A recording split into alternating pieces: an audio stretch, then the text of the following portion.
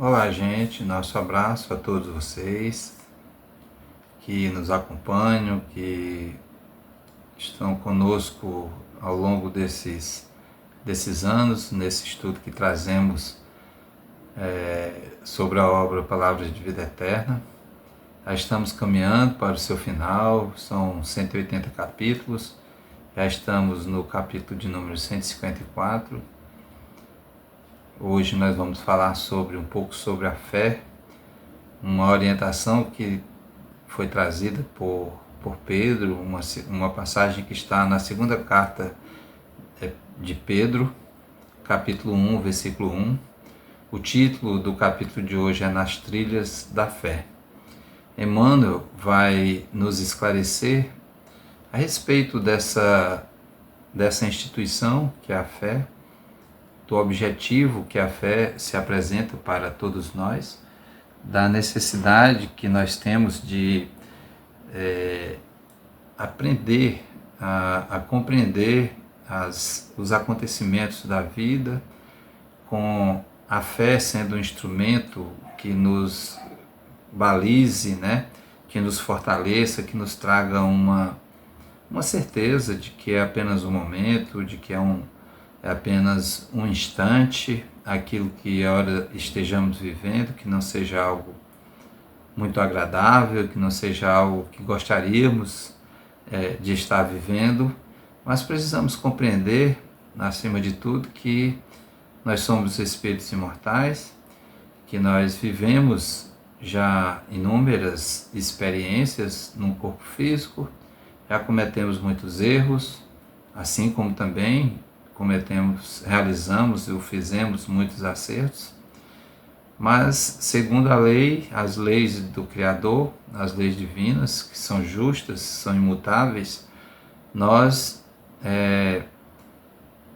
necessariamente precisaremos corrigir as nossas falhas, né? Então, por vezes um problema, uma dor, um sofrimento, uma vicissitude, ela nada mais é do que uma correção de rota para a gente. Nada mais é do que a quitação de uma dívida perante a contabilidade divina, né? Nada mais é do que a devolução de algo que nós obtivemos de forma equivocada. Então, e a fé, ela vem trazer essa fortaleza para a gente, para que nós compreendamos que esse momento vai passar, esse momento não se estenderá para sempre. Nós fugimos muito da dor, né? Nós fugimos das vicissitudes. Claro, ninguém gosta de sofrer, ninguém gosta de sentir dor, mas não nos esqueçamos que estamos num mundo de provas e expiações, que está caminhando para um processo de regeneração, para um mundo de regeneração, e que nós estamos, vou utilizar aqui um termo que vocês devem compreender, no olho do furacão, que é justamente esse processo evolutivo da Terra, em que nós nos encontramos agora exatamente dentro dessa linha de transformação. Que bom que nós estamos aqui tendo a possibilidade de viver essa experiência e de nos tornarmos úteis para que esse desenvolvimento da Terra, nós possamos contribuir de forma efetiva com isso, né? De que maneira?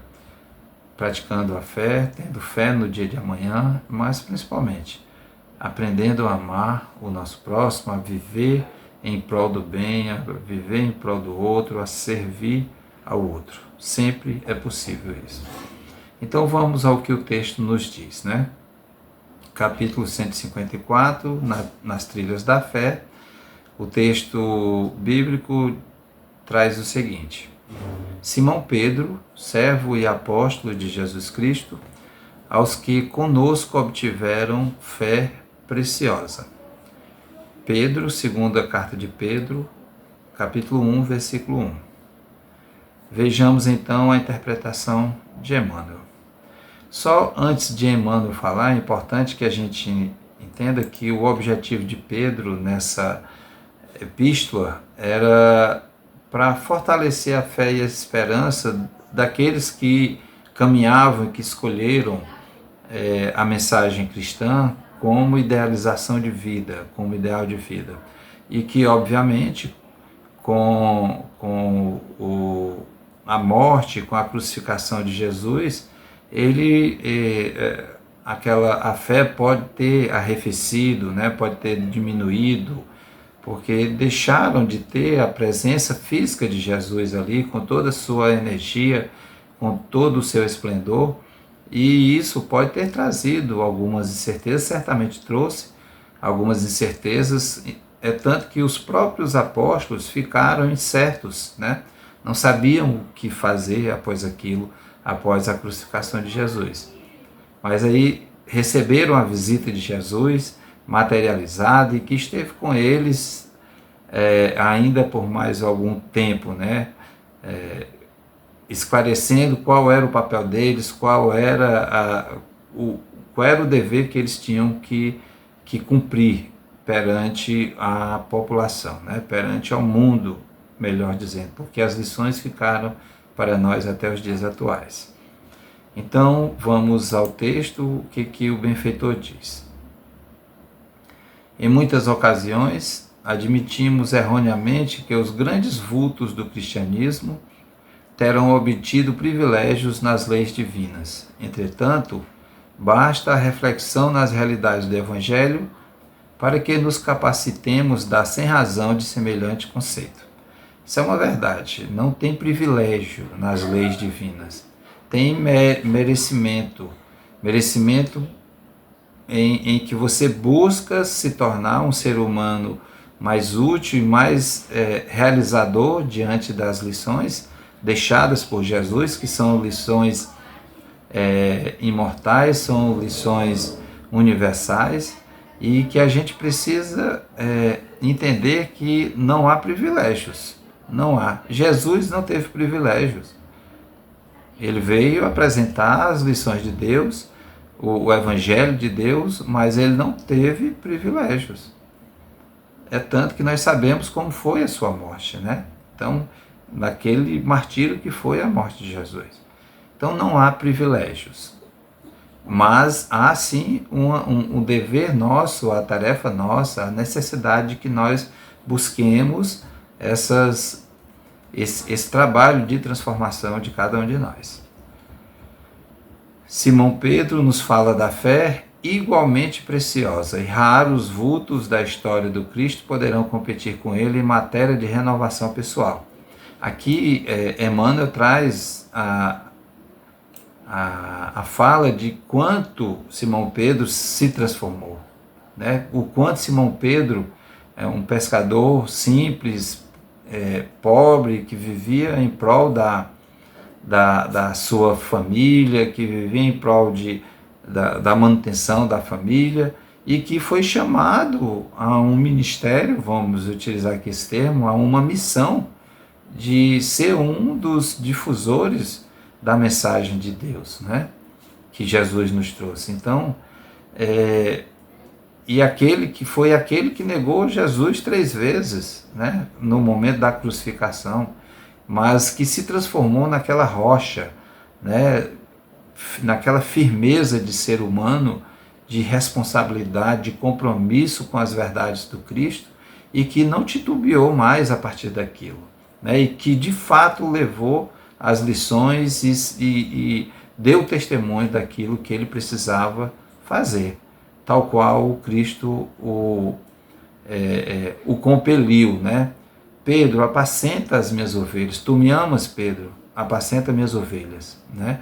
Então, Pedro cumpriu isso, né? Pedro cumpriu.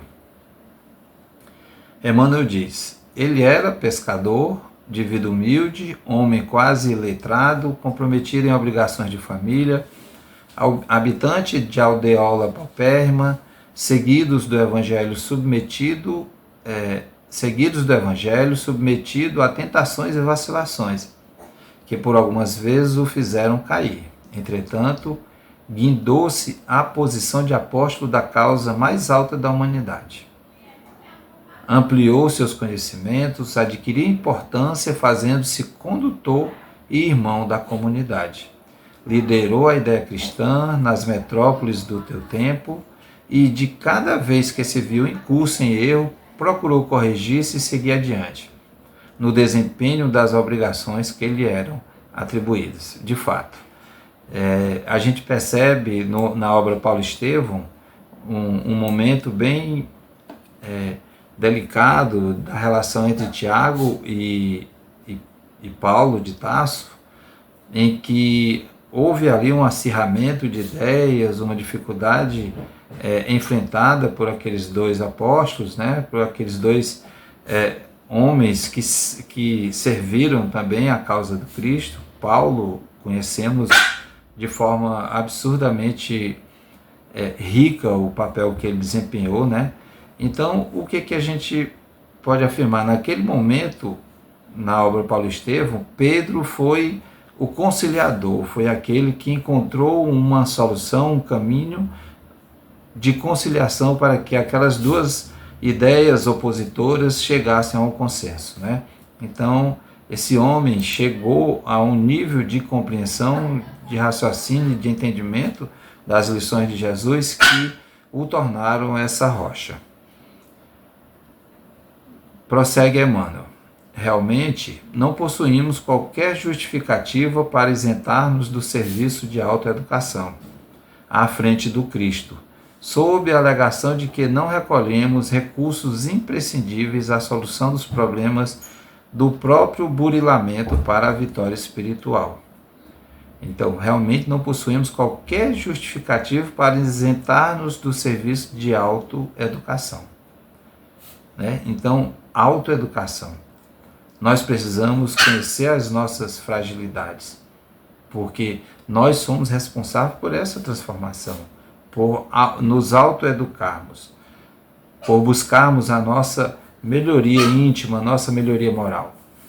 Que a gente não se perca pelo caminho por conta de incertezas, por conta de medo, de receio, de fraquezas, as nossas fraquezas humanas, que elas não se sobressaiam, que a gente tenha mais força.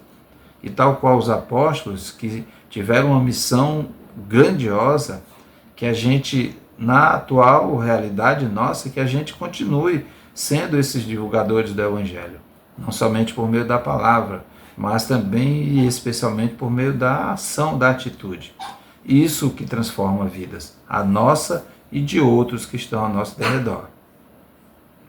Pedro, com a autoridade do exemplo, afirma-nos que, diante da providência divina, todos nós obtivemos valores iguais para as realizações da fé.